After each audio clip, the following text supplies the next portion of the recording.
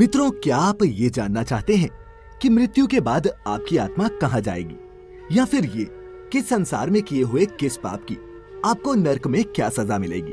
अगर आपका उत्तर हाँ है तो बता दें कि सनातन धर्म के गरुड़ पुराण में आपकी इस तरह की सभी जिज्ञासाओं के उत्तर अच्छी तरह से समझाए गए हैं।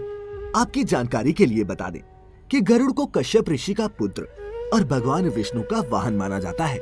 एक बार गरुड़ ने भगवान विष्णु से प्राणियों की मृत्यु, यमलोक यात्रा और नरक योनियों आदि के बारे में अनेक गूढ़ और रहस्ययुक्त प्रश्न पूछे, जिनके उत्तरों को संकलित कर ही ये पुराण रचा गया था।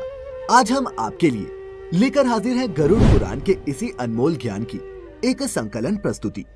मित्रों, वैसे तो सनातन धर्म में मृत्यु के बाद गरुड़ पुराण सुनने का विधान है, लेकिन अगर आपके मन में ये भी प्रश्न है कि क्या जीते जी गरुड़ पुराण को पढ़ना या सुनना उचित है, तो इसके उत्तर के साथ ही शुरुआत करेंगे आज की इस वीडियो की। नमस्कार और द डिवाइन टेल्स पर आप सभी का एक बार फिर स्वागत है। क्या जीते जी गरुड़ पुराण पढ़ना चाहिए? गरुड़ पुराण में भगवान विष्णु और उनके वाहन गरुड़ के बीच बातों का वर्णन किया गया है। मित्रों, अक्सर देखने को मिलता है कि जब किसी परिवार में किसी की मृत्यु हो जाती है या कोई मृत्यु शैया पर होता है तो गरुड़ का पाठ कराया जाता है, और यही सब देखकर लोगों के मन में भय घर कर जाता है कि जीवित मनुष्य गरुड़ पुराण का ना तो पाठ ही कर सकता है और ना ही इसे अपने पास रख सकता है। परंतु मित्रों, सच यह नहीं है, क्योंकि गरुड़ पुराण के शुरुआत में ही इसके पाठ करने से संबंधित महात्म्य के बारे में बताया गया है, जिसके अनुसार यदि कोई जीवित मनुष्य अपने जीवन में इस पवित्र पुराण का पाठ करता है तो विद्या, यश, सौंदर्य, लक्ष्मी, विजय और आरोग्य आदि के विषय में ज्ञान की प्राप्ति होती है। जो मनुष्य इसका नियमित पाठ करता है या सुनता है वह सब कुछ जान जाता है और अंत में उसे स्वर्ग की प्राप्ति होती है। जो मनुष्य एकाग्रचित होकर इस महापुराण का पाठ करता है, सुनता है अथवा सुनाता है, या जो इसको लिखता है अथवा लिखाता है या पुस्तक के ही रूप में इसे अपने पास रखता है, वह यदि धर्मार्थी है तो उसे धर्म की प्राप्ति होती है, और यदि वह अर्थ का अभिलाषी है तो अर्थ प्राप्त करता है। जिस मनुष्य के हाथ में यह महापुराण विद्यमान है उसके हाथ में ही नीतियों का भंडार है। जो प्राणी इस पुराण का पाठ करता है या इसको सुनता है वह भोग और मोक्ष दोनों को प्राप्त कर लेता है। इस महापुराण को पढ़ने एवं सुनने से मनुष्य के धर्म, अर्थ, काम और मोक्ष इन चारों पुरुषार्थों की सिद्धि हो जाती है। इस महापुराण का पाठ करके या इसको सुनकर पुत्र चाहने वाला पुत्र प्राप्त करता है तथा कामना की इच्छुक अपनी कामना प्राप्ति में सफलता प्राप्त कर लेता है। बंध्या स्त्री यानी जिस स्त्री को संतान सुख ना मिला हो वह पुत्र, कुंवारी कन्या सज्जन पति तथा भोग चाहने वाला भोग प्राप्त करता है। विद्यार्थी को विद्या, विजय गोषु को विजय, ब्रह्मत्यादि से युक्त पापी पाप से विशुद्धि को प्राप्त होता है। इतना ही नहीं, मंगल कामना करने वाला व्यक्ति अपना मंगल, गुणों का इच्छुक व्यक्ति गुण, काव्य करने वाला अभिलाषी मनुष्य कवित्व शक्ति और जीवन का सार तत्व चाहने वाला व्यक्ति सार तत्व प्राप्त करता है। ज्ञानार्थी संपूर्ण संसार का मर्दन करने वाला ज्ञान प्राप्त करता है। पक्षी श्रेष्ठ गरुड़ के द्वारा कहा गया यह गरुड़ पुराण धन्य है। यह तो सबका कल्याण करने वाला है। जो मनुष्य इस महापुराण के एक श्लोक का पाठ करता है उसकी अकाल मृत्यु नहीं होती। इसके मात्र आधे श्लोक का पाठ करने से निश्चित ही शत्रु का क्षय हो जाता है। इसलिए यह गरुड़ पुराण मुख्य और शास्त्र सम्मत पुराण है। विष्णु धर्म के प्रदर्शन में गरुड़ पुराण के समान कोई दूसरा पुराण नहीं है। जैसे देवों में जनार्दन श्रेष्ठ हैं, वैसे ही पुराणों में यह गरुड़ पुराण हरि के तत्व निरूपण में मुख्य कहा गया है। इस गरुड़ पुराण में हरि ही प्रतिपाद्य हैं, इसलिए हरि ही नमस्कार करने योग्य हैं, हरि ही शरण्य हैं और वे हरि ही सब प्रकार से सेवा करने योग्य हैं। यह गरुड़ पुराण बड़ा ही पवित्र और पुण्यदायक है। यह सभी पापों का विनाशक एवं सुनने वालों की समस्त कामनाओं का पूरक है। इसका सदैव श्रवण करना चाहिए। जो मनुष्य इस महापुराण को सुनता या इसका पाठ करता है यह निष्पाप होकर यमराज की भयंकर यातनाओं को तोड़कर स्वर्ग को प्राप्त करता है। तो मित्रों, अब आप ही बताइए कि ये कैसे संभव है कि अगर कोई मनुष्य अपने जीवन काल में इस पवित्र पुराण का नियमित पाठ करता है तो उसके साथ कोई अशुभ चीज हो। दोस्तों, अगर मेरी माने तो ये महज एक भ्रम है। और कुछ भी नहीं। इसलिए बिना किसी भय के अगर संभव हो तो इस पवित्र पुराण का नियमित पाठ करें और अपने जीवन को खुशहाल बनाएं। इस महापुराण का नियमित पाठ करने का सबसे बड़ा लाभ ये है कि मनुष्य जीवन और मृत्यु के बाद होने वाले रहस्यों को बड़ी ही आसानी से समझा जा सकता है, क्योंकि गरुड़ पुराण में मनुष्य द्वारा जीवित रहते हुए किए जाने वाले कर्मों के बारे में बताया गया। अर्थात बताया गया है कि कौन सा कर्म अच्छा है और कौन सा बुरा। इसके अलावा इस पुराण में मृत्यु के बाद मिलने वाली सजाओं के बारे में भी बताया गया है। यानी ये कहा जा सकता है कि इस पुराण में वर्णित बातों को यदि संपूर्ण मानव जाति खुद में आत्मसात कर ले तो एक अच्छे समाज का निर्माण किया जा सकता है। मृत्यु के बाद आत्मा के साथ क्या होता है? गरुड़ पुराण में वर्णित कथा के अनुसार एक दिन भगवान विष्णु के वाहन गरुड़ उनसे पूछते हैं कि हे नारायण, मैं ये जानना चाहता हूँ कि मृत्यु के बाद आत्मा का क्या होता है और वह जीवात्मा कितने दिनों के बाद यमलोक पहुँचती है। तब श्रीहरि गरुड़ से कहते हैं, हे गरुड़, जब किसी जीव की मृत्यु होती है तब उसकी आत्मा 47 दिनों तक इधर उधर भटकने और कई यातनाओं को सहने के बाद यमलोक पहुंचती है। आगे वो ये भी कहते हैं कि जब किसी जीव की मृत्यु नजदीक आती है तो सबसे पहले उसकी आवाज जाती है और जब अंतिम समय आता है तो मरने वाले व्यक्ति को कुछ समय के लिए दिव्य दृष्टि मिलती है। इस दिव्य दृष्टि के मिलने के बाद मनुष्य सारे संसार को एक रूप में देखने लगता है। उसकी सारी इंद्रियां शिथिल हो जाती हैं, जिसके बाद मृत्यु के समय यमलोक से 2 यमदूत आते हैं। यमदूतों को देखते ही आत्मा डर से हाहा करने लगती है और शरीर से बाहर निकल जाती है। जैसे ही आत्मा शरीर को त्यागती है, वैसे ही यमराज के दूत जीवात्मा के गले में पाश बांध देते हैं और फिर वो उस जीवात्मा को लेकर यमलोक चले जाते हैं। गरुड़ पुराण की माने तो अगर मरने वाली जीवात्मा पवित्र हो तो उसे परमात्मा खुद अपने वाहन से लेने आते हैं, लेकिन अगर आत्मा पापी हो तो उसे गर्म वायु और अंधेरे के रास्ते से गुजरना पड़ता है। पापी आत्मा को यमलोक पहुंचने पर कई प्रकार की यातनाएं दी जाती हैं। फिर उसी दिन उस आत्मा को आकाश मार्ग से वापस उसी घर में छोड़ दिया जाता है जिस घर में उसने अपना शरीर त्यागा था। घर आकर वह जीवात्मा अपने शरीर में फिर से घुसने का प्रयास तो करती है, लेकिन यमदूत के पाश से बंधे होने के कारण ऐसा कर नहीं पाती। आत्मा ना चाहते हुए भी अपनी अंतिम रस्मों को होते हुए अपनी आंखों से देखती है, यानी कि 12 दिनों तक आत्मा अपनों के बीच ही रहती है। 13वें दिन जब आत्मा का पिंडदान किया जाता है तब उसे यमदूत एक बार फिर से लेने आ जाते हैं। इसीलिए मित्रों, हिंदू धर्म में ऐसा माना जाता है कि मनुष्य की मृत्यु के 13 दिनों तक पिंडदान जरूर करना चाहिए। पिंडदान से सूक्ष्म शरीर को चलने की शक्ति मिलती है। फिर भी इसके बाद आत्मा का यमलोक तक का सफर कठिन ही रहता है। इसके बाद शुरू होती है वैतरणी नदी को पार करने की यात्रा। अगर मनुष्य ने जीते जी गौदान किया होगा तो उसी गाय की पूंछ पकड़कर वो वैतरणी नदी पार करता है। अन्यथा इस नदी को पार करते समय भी पापी जीवात्मा को कई यातनाओं से होकर गुजरना पड़ता है। गरुड़ पुराण में वैतरणी नदी को गंगा नदी का रौद्र रूप कहा गया है। इस नदी से हमेशा आग की लपटें निकलती रहती हैं, जिस कारणवश ये देखने में लाल प्रतीत होती है। इस नदी से गुजरते समय जीवात्मा को कई खतरनाक जीवों का दंश सहना पड़ता है। इससे गुजरते समय आत्मा को ऐसा महसूस होता है मानो जैसे कि कोई उसे इसमें डुबोना चाह रहा हो। वैतरणी नदी पार करते समय उसे पीर से होकर गुजरना पड़ता है। इस तरह पापी जीवात्मा को इस नदी को पार करने में 34 दिन का समय और लगता है, जिसके बाद जीवात्मा यमदूतों के साथ यमलोक पहुंच जाती है, जहां उसे उसके कर्मों के अनुसार सजा भुगतने के लिए नरक में भेज दिया जाता है।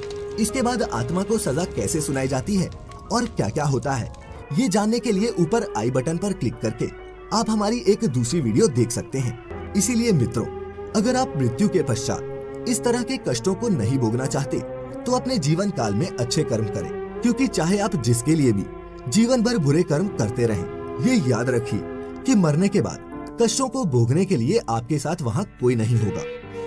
कैसा दिखता है यमलोक का मार्ग? गरुड़ पुराण के धर्मकांड के अनुसार यमलोक का मार्ग बड़ा ही दुर्गम है, परंतु पुण्यात्माओं के लिए सुखद और पापियों के लिए भयदायक है। गरुड़ पुराण की माने तो यमलोक के मार्ग का विस्तार 86,000 योजन में है।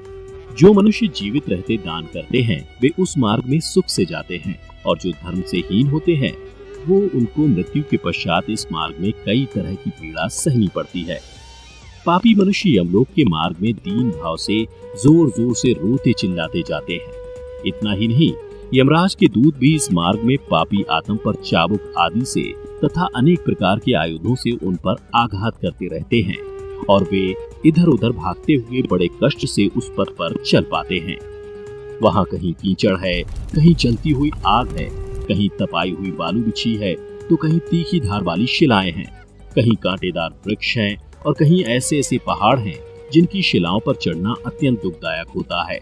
उस मार्ग में कहीं कंकड़ हैं, कहीं ढेले हैं और कहीं सुई के समान कांटे बिछे हैं तथा कहीं बाघ गरजते रहते हैं। इस प्रकार पापी मनुष्य भांति भांति के क्लेश उठाते हुए यात्रा करते हैं। कोई पाश में बंधे होते हैं तो कोई अंकुशों से खींचे जाते हैं और किन्हीं की पीठ पर अस्त्र शस्त्रों की मार पड़ती है। इस दुर्दशा के साथ पापी उस मार्ग पर जाते हैं। किन्हीं की नाक छेद कर उनमें नकेल डाल दी जाती है और उसी को पकड़कर खींचा जाता है। कोई आंतों से बंधे रहते हैं और कुछ पापी अपने शिश्न के अग्रभाग से लोहे का भारी भार ढोते हुए यात्रा करते हैं। उस मार्ग में कहीं विश्राम के लिए छाया और पीने के लिए जल तक नहीं है। अतः पापी लोग जानकर या अनजाने में किए हुए अपने पाप कर्मों के लिए शोक करते हुए अत्यंत दुख से इस मार्ग में यात्रा करते हैं। वहीं जो मनुष्य उत्तम बुद्धि वाले, मानव, धर्मनिष्ठ और दानशील होते हैं, वे अत्यंत सुखी होकर धर्मलोक की यात्रा करते हैं। अन्न देने वाले स्वादिष्ट अन्न का भोजन करते हुए जाते हैं। जिन्होंने जलदान किया है वे भी अत्यंत सुखी होकर उत्तम दूध पीते हुए यात्रा करते हैं। मट्ठा और दही दान करने वाले तत्संबंधी भोग प्राप्त करते हैं। साथ ही घृत, मधु और दूध का दान करने वाले पुरुष सुधा पान करते हुए धर्म मंदिर को जाते हैं। साग देने वाला खीर खाता है और दीप देने वाला संपूर्ण दिशाओं को प्रकाशित करते हुए जाता है। इतना ही नहीं, वस्त्र दान करने वाला पुरुष दिव्य वस्त्रों से विभूषित होकर यात्रा करता है। जिसने आभूषण दान किया है वह उस मार्ग पर देवताओं के मुख से अपनी स्तुति सुनाता हुआ जाता है। गोदान के पुण्य से मनुष्य सब प्रकार के सुख भोग से संपन्न होकर जाता है। घोड़े, हाथी तथा रथ की सवारी का दान करने वाला पुरुष संपूर्ण भोगों से युक्त विमान द्वारा धर्मराज के मंदिर को जाता है। जिस श्रेष्ठ पुरुष ने माता पिता की सेवा शुश्रूषा की है वह देवताओं से पूजित हो प्रसन्न चित्त होकर धर्मराज के घर जाता है। जो यतियों, व्रतधारियों तथा श्रेष्ठ ब्राह्मणों की सेवा करता है वह बड़े सुख से धर्मलोक को जाता है। जो संपूर्ण भूतों के प्रति दया भाव रखता है वह द्विज देवताओं से पूजित हो सर्वभोग समन्वित विमान द्वारा यात्रा करता है। विद्या दान में तत्पर रहता है वह ब्रह्मा जी से पूजित होता हुआ जाता है। पुराण पाठ करने वाला पुरुष मुनीश्वरों द्वारा अपनी स्तुति सुनता हुआ यात्रा करता है। इस प्रकार धर्मपरायण पुरुष सुख पूर्वक धर्मराज के निवास स्थान को जाते हैं। और जब ऐसी पुण्यात्मा यमलोक के द्वार पर पहुंचती हैं, तो धर्मराज चार भुजाओं से युक्त हो शंख, चक्र, गदा और खड़ग धारण करके बड़े स्नेह से मित्र की भांति उस पुण्यात्मा पुरुष की पूजा करते हैं और इस प्रकार कहते हैं, हे बुद्धिमानो, मैं श्रेष्ठ पुण्यात्मा पुरुषो, जो मानव जन्म पाकर पुण्य नहीं करता है वही पापियों में बड़ा है और वह आत्मघात करता है। जो अनित्य मानव जन्म पाकर उसके द्वारा नित्य वास्तु धर्म का साधन नहीं करता वह घोर नरक में जाता है। उससे बढ़कर जड़ और कौन होगा। यह शरीर यातना रूप है और मल आदि के द्वारा अपवित्र है। जिस पर विश्वास करता है उसे आत्मघाती समझना चाहिए। सब भूतों में प्राणधारी श्रेष्ठ है। उनमें भी जो बुद्धि से जीवन निर्वाह करते हैं वे श्रेष्ठ हैं। उनसे भी मनुष्य श्रेष्ठ हैं। मनुष्यों में ब्राह्मण, ब्राह्मणों में विद्वान और विद्वानों में अच्छन बुद्धि वाले पुरुष श्रेष्ठ हैं। अचंचल बुद्धि वाले पुरुषों में कर्तव्य का पालन करने वाले श्रेष्ठ हैं और कर्तव्य पलकों में भी ब्रह्मवादी अर्थात वेद का कथन करने वाले पुरुष श्रेष्ठ हैं। ब्रह्मवादियों में भी वह श्रेष्ठ कहा जाता है जो ममता आदि दोषों से रहित हो। इनकी अपेक्षा भी उस पुरुष को श्रेष्ठ समझना चाहिए जो सदा भगवान के ध्यान में तत्पर रहता है। इसलिए सर्वथा प्रयत्न करके सदाचार और ईश्वर की भक्ति रूप धर्म का संग्रह करना चाहिए। धर्मात्मा जीव सर्वत्र पूजित होता है, इसमें संशय नहीं है। तुम लोग संपूर्ण भोगों के संपन्न पुण्य लोक में जाओ। यदि कोई पाप है तो पीछे यहीं आकर उसका फल भोगना। ऐसे दिव्य वचन कहने के बाद यमराज उन पुण्यात्माओं की पूजा करके उन्हें सदगति को पहुंचा देते हैं। वही पापियों को बुलाकर उन्हें काल दंड से डराते हुए फटकारते हैं। उस समय उनकी आवाज प्रलय काल के मेघ के समान भयंकर होती है और उनके शरीर की कांति कज्जलगिरी के समान जान पड़ती है। उनके अस्त्र शस्त्र बिजली की भांति चमकते हैं। जिनके कारण वे बड़े भयंकर जान पड़ते हैं। उनकी 32 भुजाएं हो जाती हैं। शरीर का विस्तार 3 योजन का होता है। उनकी लाल लाल और भयंकर आंखें बावड़ी के समान जान पड़ती हैं। सब दूत यमराज के समान भयंकर होकर गरजने लगते हैं। उन्हें देख पापी जीव थर थर कांपने लगते हैं और अपने अपने कर्मों का विचार करके शोकग्रस्त हो जाते हैं। उस समय यम की आज्ञा से चित्रगुप्त उन सब पापियों से कहते हैं, अरे ओ दुराचारी पापात्माओं, तुम सब लोग अभिमान से दूषित हो रहे हो। तुम अविवेकियों ने काम, क्रोध आदि से दूषित अहंकार युक्त चित्त से किस लिए पाप का आचरण किया है? पहले तो बड़े हर्ष में भरकर तुम लोगों ने पाप किए हैं, अब उसी प्रकार नरक की यातनाएं भी भोगनी चाहिए। अपने कुटुंब, मित्र और स्त्री के लिए जैसा पाप तुमने किया है, उसी के अनुसार कर्मवश तुम यहाँ आ पहुंचे हो। अब अत्यंत दुखी क्यों हो रहे हो? तुम ही सोचो, जब पहले तुमने पापाचार किया था, उस समय यह क्यों नहीं विचार किया कि यमराज इसका दंड अवश्य देंगे। कोई दरिद्र हो या धनी, मूर्ख हो या पंडित, और कायर हो या वीर, यमराज सबके साथ समान बर्ताव करने वाले हैं। चित्रगुप्त का यह वचन सुनकर वे पापी भयभीत हो अपने कर्मों के लिए शोक करते हुए चुपचाप खड़े रह जाते हैं। तब यमराज की आज्ञा का पालन करने वाले क्रूर, क्रोधी और भयंकर दूत इन पापियों को बलपूर्वक पकड़कर नरकों में फेंक देते हैं। वहां अपने पापों का फल भोगकर अंत में शेष पाप के फलस्वरूप वे भूतल पर आकर स्थावर आदि योनियों में जन्म लेते हैं और इस तरह पापी आत्मा को जन्म मरण के चक्र से मुक्ति नहीं मिलती। कैसी दिखती है वैतरणी नदी? गरुड़ पुराण के धर्मकांड के प्रेतकल्प अध्याय के अनुसार एक दिन पक्षी श्रेष्ठ गरुड़ भगवान श्री कृष्ण से पूछते हैं कि हे प्रभु, मृत्युलोक और यमलोक के बीच जो वैतरणी नदी स्थित है, उससे जीवात्मा का क्या संबंध है और उन्हें इस नदी में किस तरह की सजा भुगतनी पड़ती है और पापी आत्मा इससे कैसे पार करते हैं? तब भगवान कृष्ण ने कहा कि हे गरुड़, यमलोक के मार्ग में स्थित वैतरणी नदी देखने में बड़ी ही भयानक है और जो भी पापी आत्मा मरने के बाद इस नदी से होकर गुजरती है, उसे बड़ा ही भयभीत कराती है। यह महाभयानक नदी पीव और रक्त रूपी जल से परिपूर्ण है। इतना ही नहीं, यह नदी मांस और कीचड़ से भरी हुई है।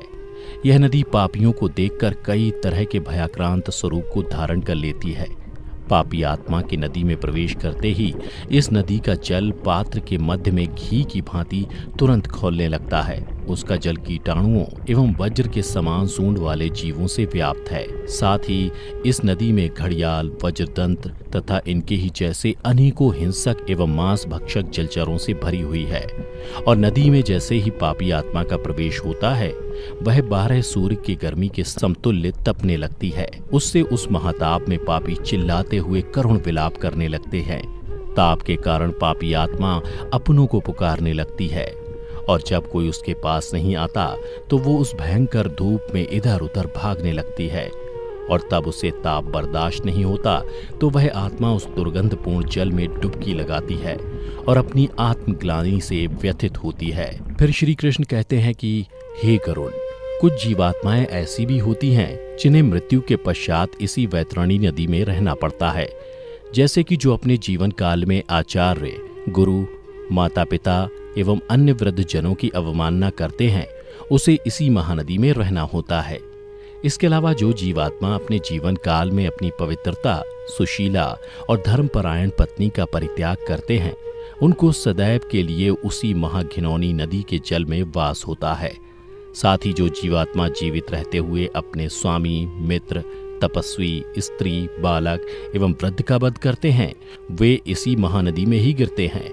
साथ ही आग लगाने वाला, विष देने वाला, झूठी गवाही देने वाला, मद्य पीने वाला, यज्ञ का विध्वंस करने वाला, राजपत्नी के साथ गमन करने वाला, चुगलखोरी करने वाला, कथा में विघ्न करने वाला, स्वयं की दी हुई वस्तु का अपहरण करने वाला, खेत की मेड़ और सेतु को तोड़ने वाला, दूसरे की पत्नी को प्रदर्शित करने वाला, प्यासी गायों की बावली को तोड़ने वाला, कन्या के साथ व्यभिचार करने वाला, कपिला का दूध पीने वाला, शूद्र तथा मांस भोजी ब्राह्मण मरने के बाद वैतरणी नदी में वास करते हैं।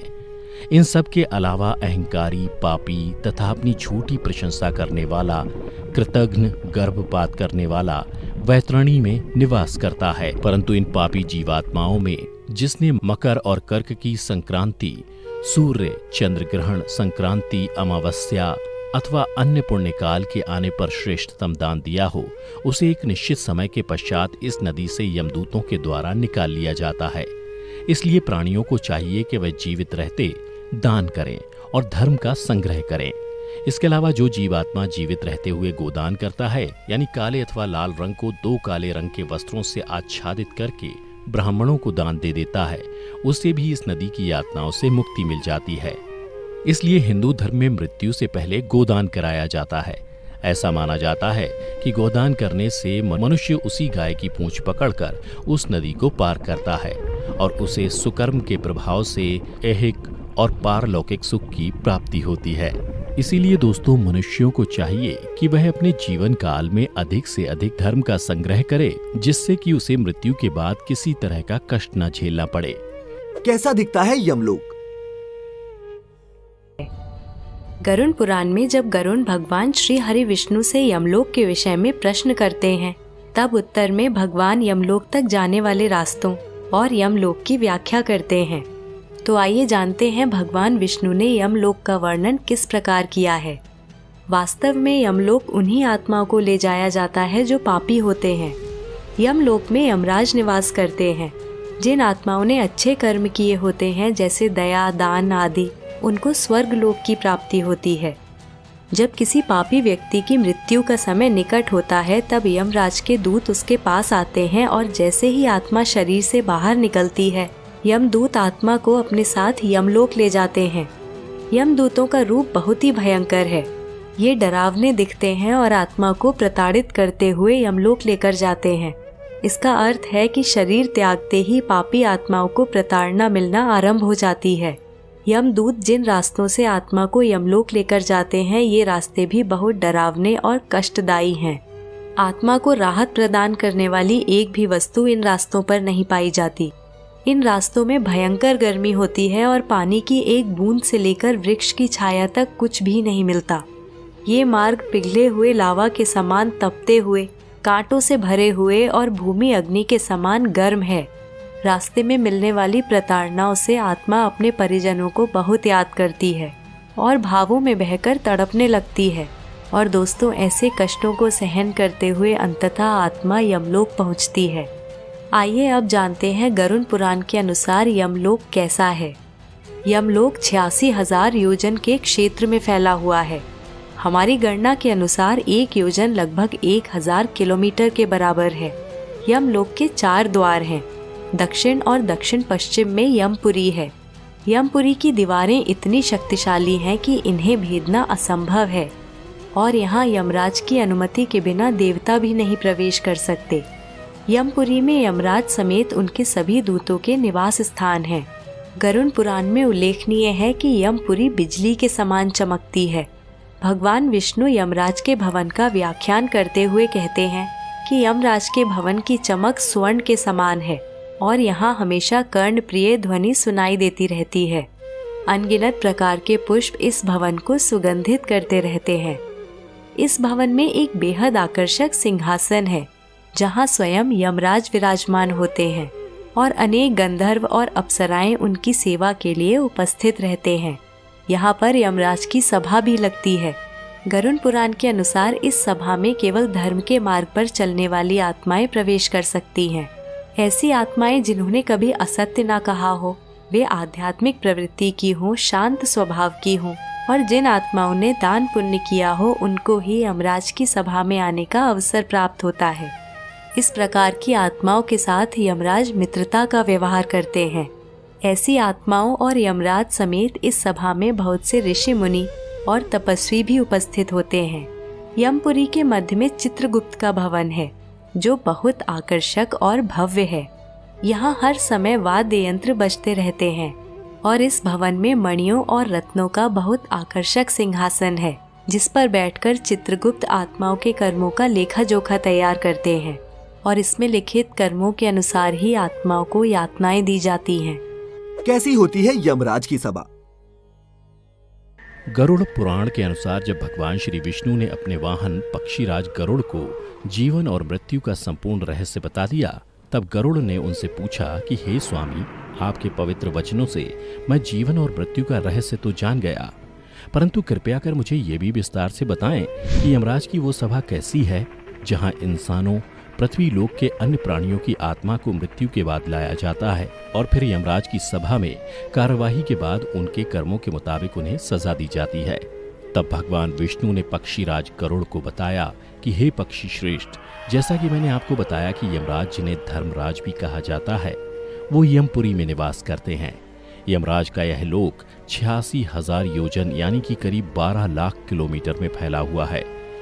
यमपुरी में यमराज जिस महल में निवास करते हैं उसे कालित्री के नाम से जाना जाता है। यमराज के इस भवन का निर्माण देव शिल्पी भगवान विश्वकर्मा द्वारा किया गया है। यहाँ यमराज की सभा होती है जिसमें आने वाली आत्माओं को उनके कर्मों के आधार पर न्याय मिलता है। इस राजमहल में यमराज जिस सिंहासन पर बैठते हैं उस सिंहासन को विचार भू कहा जाता है। यमराज का यह महल चौकोर है। देव शिल्पी भगवान विश्वकर्मा द्वारा बनाया गया यह महल 1000 योजन में फैला हुआ है। देखने में ये महल चमकती हुई बिजली और सूर्य के तेजस्वी स्वरूप के समान पूरी दिव्यमान है। उस पुरी में धर्मराज का जो भवन है वह स्वर्ण के समान कांतिमान है। 500 योजन ऊंचा और 1000 खंभों वाला यमराज का यह भवन कई तरह की मड़ियों से सुसज्जित है। सैकड़ों घंटों की ध्वनियां उस भवन में हमेशा गूंजती रहती हैं। यहाँ पर शीतल मंद वायु बहती रहती है जिनके बीच अनेक प्रकार के उत्सव और व्याख्यान होते हैं। धर्मराज का यह लोक अभेद माना जाता है। यह लोक इतना सुरक्षित है कि यहाँ असुर तो क्या, देवता भी यमराज की मर्जी के बिना प्रवेश नहीं कर सकते। यमराज की सेवा में लगे दूतों को यमदूत कहा जाता है। यमलोक के द्वारपाल को धर्मध्वज कहा जाता है। यहाँ महांड और कालपुरुष नाम के 2 प्रमुख रक्षक हैं। यमलोक में मृत आत्माओं के प्रवेश के लिए 4 द्वार बनाए गए हैं। मृत्यु के बाद आत्मा को यमदूत मृतक के कर्मों के अनुसार उचित दरवाजे से प्रवेश कराते हैं। सात्विक विचारों वाले, माता पिता गुरुजनों का आदर करने वाले और सत्यवादी लोगों को पूर्व के दरवाजे से प्रवेश मिलता है। वहीं साधु संतों को उत्तर के द्वार से प्रवेश मिलता है और दान पुण्य करने वाले व्यक्तियों को पश्चिम द्वार से प्रवेश मिलता है, जबकि दक्षिण द्वार से पापियों को प्रवेश मिलता है। उत्तरी द्वार से जो भी आत्मा यमलोक में प्रवेश करती है उसे किसी भी तरह की कार्यवाही का सामना नहीं करना पड़ता। अर्थात इस द्वार से प्रवेश का अर्थ है कि उस आत्मा को सीधे स्वर्ग में स्थान मिल जाता है। इतना ही नहीं, इस द्वार से प्रवेश करने वालों का स्वागत स्वयं अप्सराएं करती हैं। इसके अलावा यमलोक के मध्य भाग में यमराज के सहायक चित्रगुप्त का भवन बना हुआ है जिसका विस्तार 25 योजन है, जिसकी ऊंचाई 10 योजन है। चित्रगुप्त का यह भवन लोहे की सरियों द्वारा चारों ओर से घिरा हुआ है। इसमें आने जाने के लिए सैकड़ों गलियां हैं और सैकड़ों पताकाओं से यह सुशोभित रहता है। सैकड़ों दीपक इस भवन में प्रज्वलित रहते हैं। इतना ही नहीं, चित्रगुप्त के इस भवन को सुंदरतम चित्रों से सजाया गया है। इस भवन में मुक्तामणियों से निर्मित एक दिव्य आसन है जिसके ऊपर बैठकर चित्रगुप्त मनुष्यों तथा अन्य प्राणियों की आयु गणना करते हैं। साथ ही कोई भी प्राणी जो कर्म करता है वह सब कुछ चित्रगुप्त लिखते हैं। चित्रगुप्त के अलावा यमराज की सभा में कई चंद्रवंशी और सूर्यवंशी राजा होते हैं जो सलाहकार की भूमिका निभाते हैं। इनकी सलाह पर ही यमराज सजा का निर्धारण करते हैं और मृत्यु के बाद जब मृत आत्मा को यमलोक लाया जाता है तो पृथ्वी लोक की तरह ही यहाँ भी सभा का आयोजन किया जाता है, परंतु यहाँ किसी तरह का भेदभाव नहीं किया जाता। मृत आत्मा को यमराज की सभा में पहुंचते ही चित्रगुप्त एक एक कर उसके कर्मों के बारे में सभा में पढ़कर सुनाते हैं। फिर यमराज अपने सभी सभासदों से सलाह मशवरा करने के बाद उस आत्मा के लिए दंड का निर्धारण करते हैं, जिसके बाद आत्मा को दंड भुगतने के लिए नरक में भेज दिया जाता है। और अगर कोई आत्मा अपने जीवन काल में पाप से अधिक पुण्य अर्जित किया रहता है तो उसे स्वयं यमराज स्वर्गलोक के प्रवेश द्वार तक छोड़ आते हैं। लेकिन दर्शकों, आपको ये भी बता दूं कि मृत्यु के पश्चात जब आत्मा को यमलोक ले जाया जाता है तो उन्हें अपने कर्मों के हिसाब से मार्ग में भी कई तरह की यातनाओं का सामना करना पड़ता है, क्योंकि ऐसा माना जाता है कि मृत्यु लोक से यमलोक तक का मार्ग बड़ा ही दुर्गम है। इस मार्ग में हमेशा अग्नि दहकती रहती है और जब कोई पापी आत्मा इस मार्ग से होकर गुजरती है तो उसका पांव जलने लगता है, जिसकी वजह से उसके पांव में फोड़े हो जाते हैं जो बड़ी ही पीड़ादायक होते हैं। जबकि पुण्यात्मा को यही मार्ग शीतलता प्रदान करती है। इस मार्ग में वृक्षों की कोई छाया भी नहीं है जहां वह विश्राम कर सके। इतना ही नहीं, दुरात्मा के लिए उस मार्ग में अन्नादि की भी व्यवस्था नहीं है जिससे वह अपने प्राणों की रक्षा कर सके। इस मार्ग में जल होते हुए भी पापी आत्मा को जल दिखाई नहीं देता जिससे वह अपनी प्यास बुझा सके, जबकि पुण्य आत्मा को इस मार्ग में वह सब कुछ मिलता है जो उसने जीवित रहते हुए दान किया था।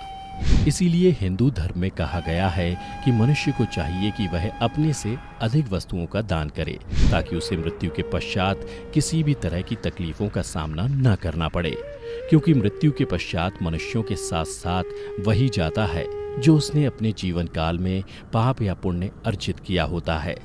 कैसे मिलता है स्वर्ग और नर्क?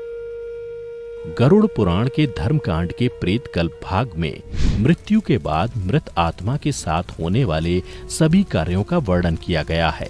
इसी भाग पक्षी श्रेष्ठ गरुड़ के पूछने पर भगवान श्री हरि अर्थात विष्णु जी ने मृत्यु के पश्चात कैसी आत्मा को कहाँ जगह मिलती है इसके बारे में भी बताया है। गरुड़ पुराण के अनुसार जो मनुष्य जीवित रहते गलत काम करते हैं या फिर दुष्ट होते हैं वो नरक जाते हैं, और जो लोग अच्छा काम करते हैं वह स्वर्ग जाते हैं। स्वर्ग जिसे देवताओं का निवास स्थान माना जाता है। जो बुरे कर्म करते हैं उन्हें नरक में ले जाकर बहुत ही बुरी तरीके से दंडित किया जाता है, जबकि अच्छे कर्म करने वाले मनुष्यों को स्वर्ग में सभी तरह की सुख सुविधाएं उपलब्ध कराई जाती हैं। भगवान विष्णु बताते हैं कि जिन आत्मा को स्वर्ग में स्थान मिलता है उन्हें यमराज स्वयं अपने भवन से स्वर्ग के द्वार तक छोड़ने आते हैं, जहां अप्सराएं उनका स्वागत करती हैं। इसके अलावा ऐसे लोग जो दूसरों के बारे में सोचते हैं और जीवन भर परोपकार करते हैं उन्हें मृत्यु के पश्चात बिना किसी संदेह के स्वर्ग मिलता है। वहीं जो लोग सिर्फ अपने बारे में सोचते हैं और जीवन भर किसी दूसरे का हित नहीं करते, ऐसे मनुष्यों को मृत्यु के पश्चात नरक में स्थान मिलता है, जहां यमदूत उन्हें कई तरह की यातनाएं देते हैं। साथ ही जो लोग समाज के लिए कुएं, तालाब, प्याऊ और मार्ग आदि का निर्माण करवाते हैं उन्हें भी मृत्यु के बाद स्वर्ग में ससम्मान स्थान दिया जाता है। वहीं जो लोग कुएं, तालाब, प्याऊ और मार्ग आदि को हानि पहुंचाते हैं ऐसे दुष्ट लोगों को मृत्यु के पश्चात नरक में ले जाया जाता है। इतना ही नहीं, जो मनुष्य अपना पेट दूसरों से झूठ बोलकर भरते हैं या फिर कोई गलत काम करके भरते हैं उन्हें भी नरक में स्थान मिलता है। गरुड़ पुराण में आगे विष्णु जी बताते हैं कि जो मनुष्य स्त्रियों का सम्मान करता है, कन्या को बोझ नहीं बल्कि देवी लक्ष्मी का रूप मानकर उसकी पूजा करता है, आत्महत्या जैसा प्रकृति विरुद्ध कदम नहीं उठाता बल्कि प्रकृति के द्वारा निश्चित जीवन चक्र को पूरा कर मृत्यु को प्राप्त करता है, उसे भी मृत्यु के पश्चात स्वर्ग की प्राप्ति होती है। वहीं जो मनुष्य किसी स्त्री की हत्या करते हैं, आत्महत्या, गर्भ हत्या, ब्रह्म हत्या, गौ हत्या करते हैं या फिर किसी कन्या को बेच देते हैं या फिर अपने लोभ के लिए झूठ बोलते हैं, ऐसी आत्मा को नरक में जगह मिलती है। इन सब के अलावा गरुड़ पुराण में बताया गया है कि जो लोग धर्म के अनुसार आचरण करते हैं, ऋषि मुनियों का आदर करते हैं और वेद पुराण का अध्ययन करते हैं, उन्हें भी मृत्यु के बाद स्वर्ग में स्थान प्राप्त होता है। जबकि जो लोग धर्म को नहीं मानते, उसकी निंदा करते हैं, साथ ही ऋषि मुनियों, वेद पुराण की निंदा कर उसका मजाक उड़ाते हैं, वो नरक जाते हैं। गरुड़ पुराण में यह भी बताया गया है कि मनुष्यों को जीवित रहते दीनहीनों पर दया करनी चाहिए, जिससे उन्हें पुण्य प्राप्त होता है और मृत्यु के पश्चात यही पुण्य कर्म उसे स्वर्ग में स्थान दिलवाता है। लेकिन कई ऐसे व्यक्ति होते हैं जो अनाथ, गरीब, बच्चों, बूढ़े आदि पर दया नहीं दिखाते, ऐसे लोग नरक में जाते हैं। इसके अलावा गरुड़ पुराण में यह भी बताया गया है कि मनुष्य जब भोजन करे तो उससे पहले उसे किसी न किसी को अवश्य भोजन कराना चाहिए, या जब भी कोई उसके दरवाजे पर दीनहीन व्यक्ति खाना मांगने या पानी मांगने आए तो उसे अवश्य खाना खिलाए और उसकी प्यास बुझाए। इससे मनुष्य को अक्षय पुण्य की प्राप्ति होती है।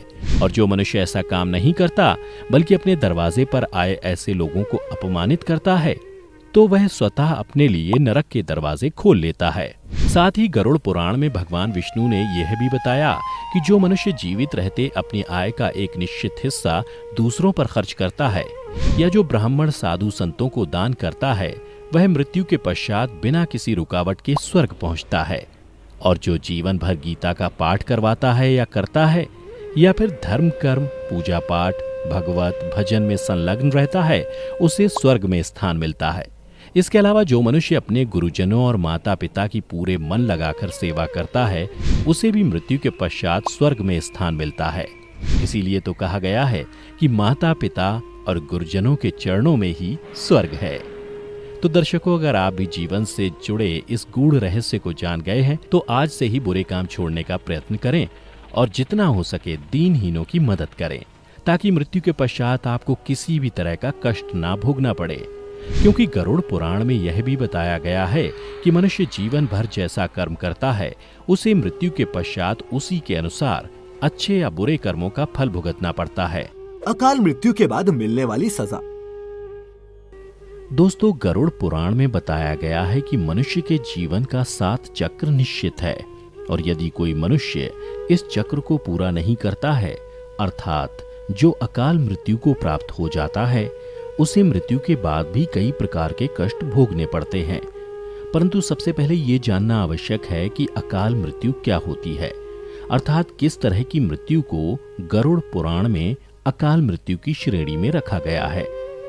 गरुड़ पुराण के सिंहावलोकन अध्याय में बताया गया है कि यदि कोई प्राणी भूख से पीड़ित होकर मर जाता है, या हिंसक प्राणी द्वारा मारा जाता है, या फिर गले में फांसी का फंदा लगाने से जिसकी मृत्यु हो जाती है, अथवा जो विष तथा अग्नि आदि से मृत्यु को प्राप्त हो जाता है, अथवा जिसकी मृत्यु जल में डूबने से हो जाती है, या जो सर्प के काटने से मर जाता है, या जिसकी दुर्घटना या रोग के कारण मृत्यु हो जाती है, वह अकाल मृत्यु को प्राप्त होता है। लेकिन दोस्तों, गरुड़ पुराण में आत्महत्या को सबसे निंदनीय और घृणित अकाल मृत्यु बताया गया है। इतना ही नहीं, भगवान विष्णु ने आत्महत्या को परमात्मा के अपमान करने के समान बताया है। साथ ही गरुड़ पुराण में विष्णु ने बताया है कि जिस मनुष्य अथवा प्राणी की मृत्यु प्राकृतिक होती है, वह 3, 10, 13 अथवा 40 दिन के अंदर दूसरा शरीर धारण कर लेती है। किंतु जो व्यक्ति आत्महत्या जैसे घृणित अपराध करता है, उस प्राणी की जीवात्मा पृथ्वी लोक पर तब तक भटकती रहती है जब तक वह प्रकृति के द्वारा निर्धारित अपने जीवन चक्र को पूरा नहीं कर लेता। ऐसी जीवात्मा को ना तो स्वर्गलोक की प्राप्ति होती है और ना ही नरक लोक की।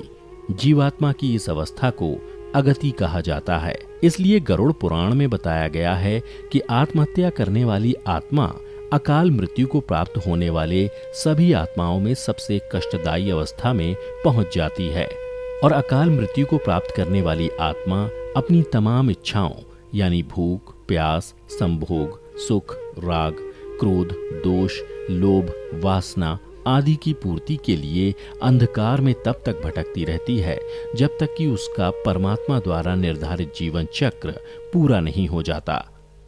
परंतु अब यहाँ ये सवाल उठता है कि किसी भी प्राणी की अकाल मृत्यु क्यों होती है।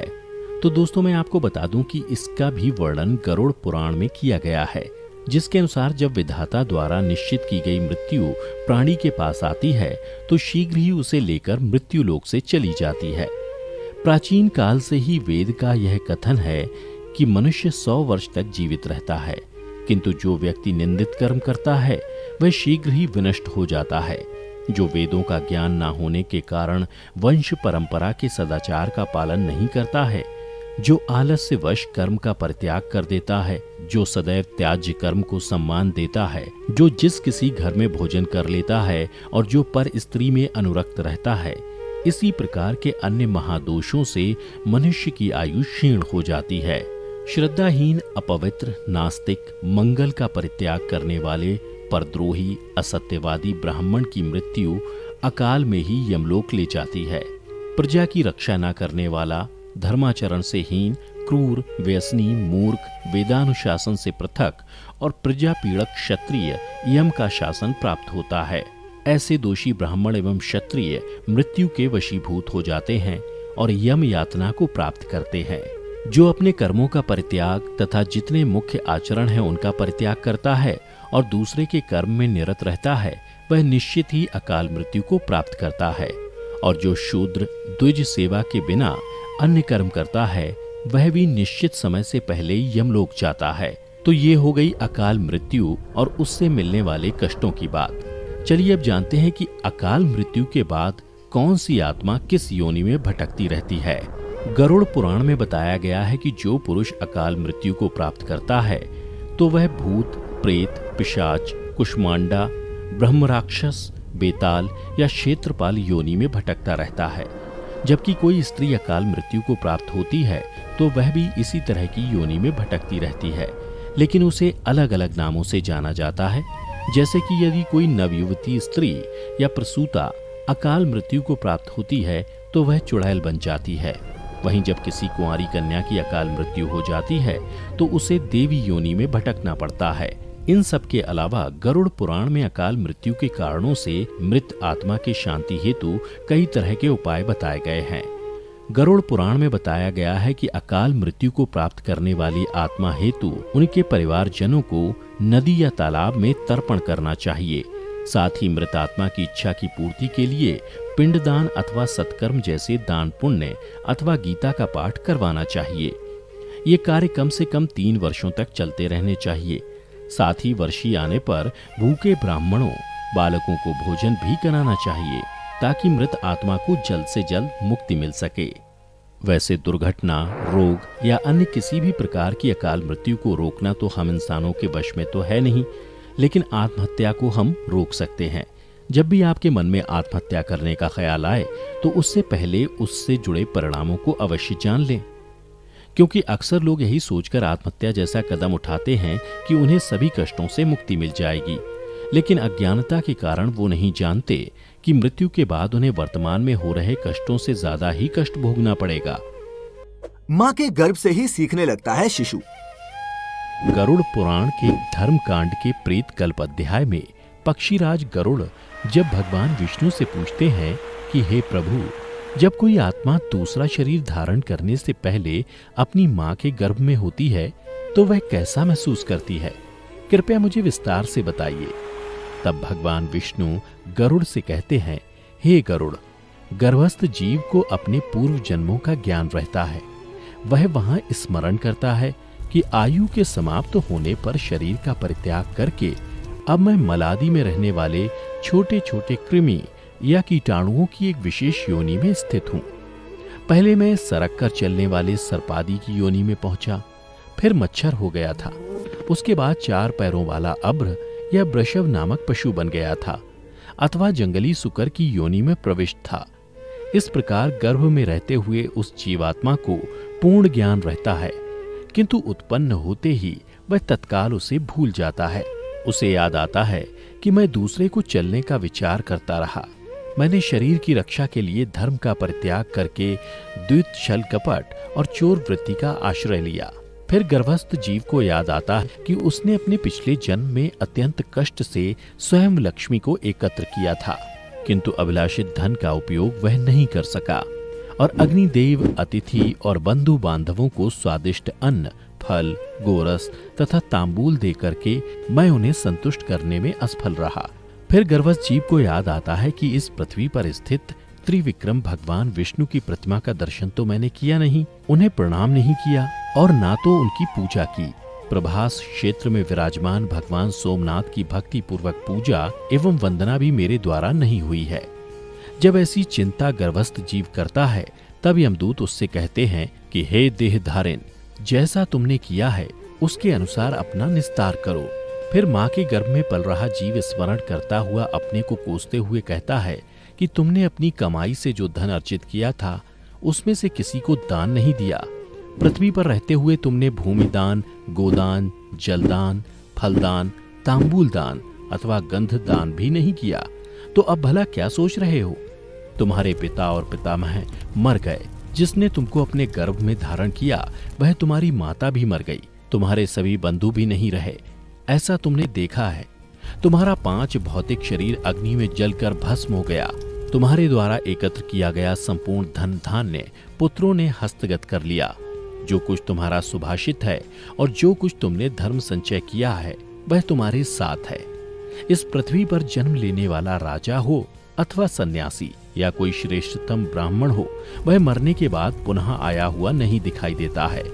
जो भी इस धरातल पर उत्पन्न हुआ है उसकी मृत्यु निश्चित है और इसके बाद वह विलाप करने लगता है और वह भगवान से प्रार्थना करता है कि हे प्रभु, जब जन्म के बाद मुझे पुनः मृत्यु को ही प्राप्त होना है तो फिर मेरा जन्म क्यों हो रहा है? अगर संभव हो तो मुझे इस जीवन मृत्यु के चक्र से मुक्त करिए।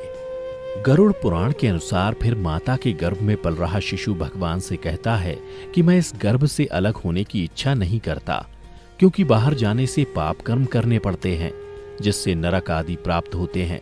इस कारण बड़े दुख से व्याप्त हूँ। फिर भी दुख रहित हो आपके चरण का आश्रय लेकर मैं आत्मा का संसार से उद्धार करूंगा। माता के गर्भ में पूरे 9 महीने शिशु भगवान से प्रार्थना ही करता है, लेकिन यह समय पूरा होते ही जब प्रसूति के समय वायु से तत्काल बाहर निकलता है तो उसे कुछ याद नहीं रहता। साइंस के अनुसार मां के गर्भ से बाहर आने वाले शिशु को काफी पीड़ा का सामना करना पड़ता है, जिसके कारण उसके मस्तिष्क पर काफी जोर पड़ता है। शायद यही कारण है कि उसे कुछ भी याद नहीं रहता।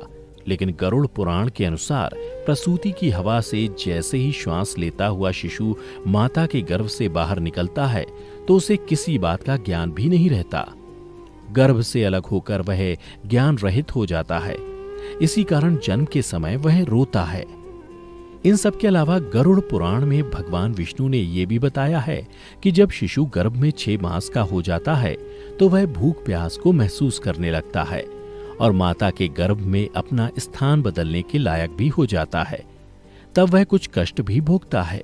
माता जो भी खाने के रूप में ग्रहण करती है वह उसकी कोमल त्वचा से होकर गुजरता है और इन कष्टों के कारण कई बार शिशु माता के गर्भ में ही बेहोश हो जाता है। 6 मास के बाद शिशु का मस्तक नीचे की ओर और पैर ऊपर हो जाते हैं। ऐसी स्थिति में वह चाहकर भी इधर उधर हिल नहीं सकता। वह खुद को एक पिंजरे में बंद किए पक्षी की तरह महसूस करता है। ऐसे में शिशु ईश्वर की स्तुति करने लगता है और कहता है कि हे लक्ष्मीपति, जगदाधार, संसार को पालने वाले भगवान विष्णु का मैं शरणागत होता हूँ। हे भगवान, इस योनि से अलग हो तुम्हारे चरणों का स्मरण कर फिर ऐसे उपाय करूंगा जिससे मैं मुक्ति को प्राप्त कर सकूं। इसके बाद अपने आसपास गंदगी देख वह फिर से भगवान से प्रार्थना करता है और कहता है, हे भगवान, मुझे कब बाहर निकालोगे? सभी पर दया करने वाले ईश्वर ने मुझे ये ज्ञान दिया है। उस ईश्वर की मैं शरण में जाता हूँ, इसलिए मेरा पुनः जन्म मरण होना उचित नहीं है। और अंत में भगवान विष्णु पक्षीराज गरुड़ से कहते हैं कि यही कारण है कि गर्भ में पहुंचकर जो जीवात्मा जैसा चिंतन करता है, शरीरधारी वैसा ही जन्म लेकर बालक, युवा और वृद्ध होता है। यदि गर्भ में सोची गई बात सांसारिक व्याह मोह के कारण विस्मृत हो जाती है तो पुनः मृत्यु काल में उसकी याद आ जाती है। यदि शरीर के नष्ट होने पर वह हृदय में ही रह गई है तो पुनः गर्भ में जाने पर उसका स्मरण होना निश्चित है। तो मित्रों, आज की इस संकलन प्रस्तुति में फिलहाल इतना ही। उम्मीद है गरुड़ पुराण के इस दिव्य ज्ञान को जानकर आपको धर्म के बारे में कुछ नया जानने को अवश्य मिला होगा। अगर वीडियो अच्छी लगी हो तो इसे लाइक और ज्यादा से ज्यादा लोगों के साथ शेयर करें। अब हमें इजाजत दें। आपका बहुत बहुत शुक्रिया।